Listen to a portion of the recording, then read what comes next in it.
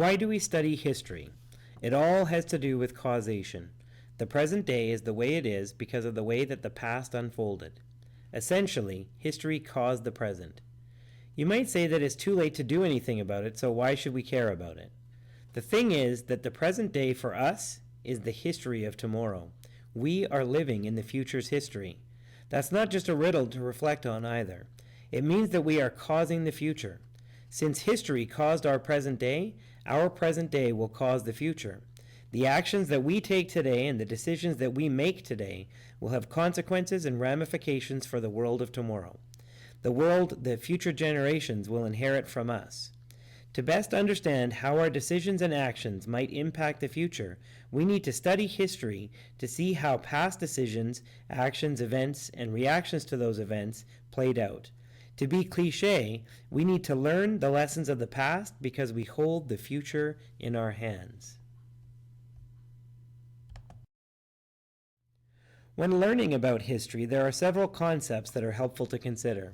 Historical significance, continuity and change, cause and consequence, historical perspectives, the ethical dimensions of history, and primary source evidence. Each of these concepts gives us an angle from which we can view historical events. When we put ourselves in the shoes of future historians, they also give us some perspective about current events that will one day become history.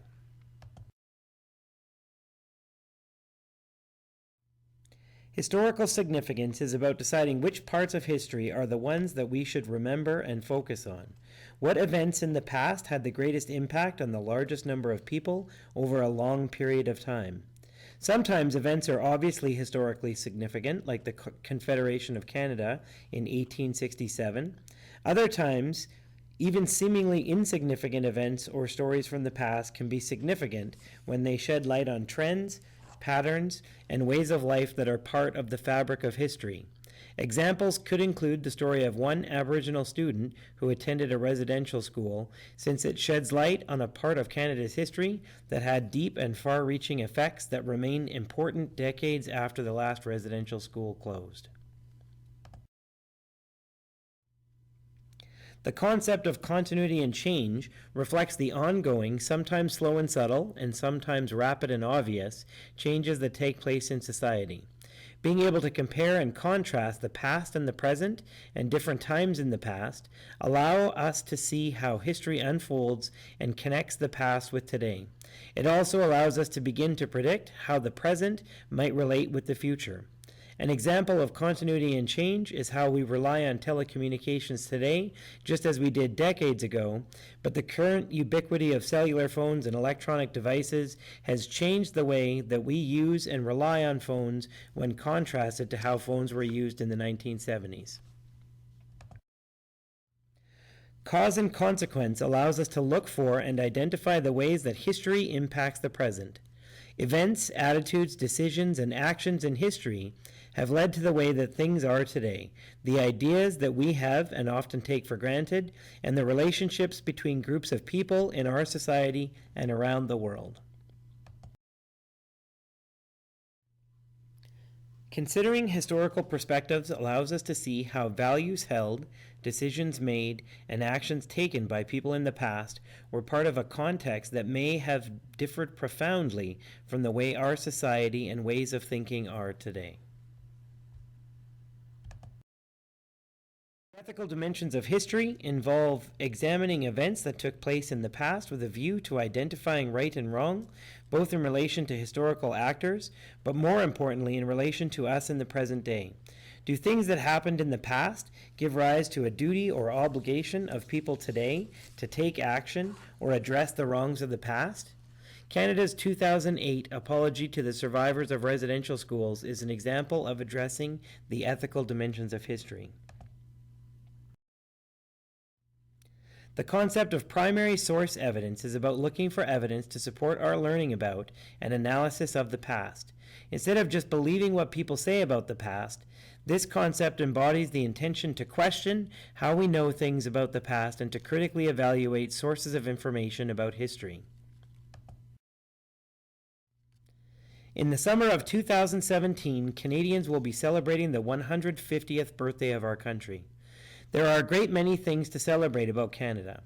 However, when one takes an honest and careful look at Canada's history, there are a great many things that are problematic about the last 150 years. The legacy of residential schools, the Komagata Maru, the outlawing of the potlatch, voting laws that didn't allow many people to vote because of their ancestry or gender, and many other examples.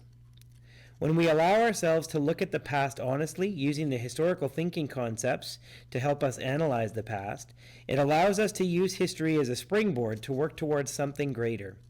Carol Dweck talks about having a growth mindset rather than a fixed mindset.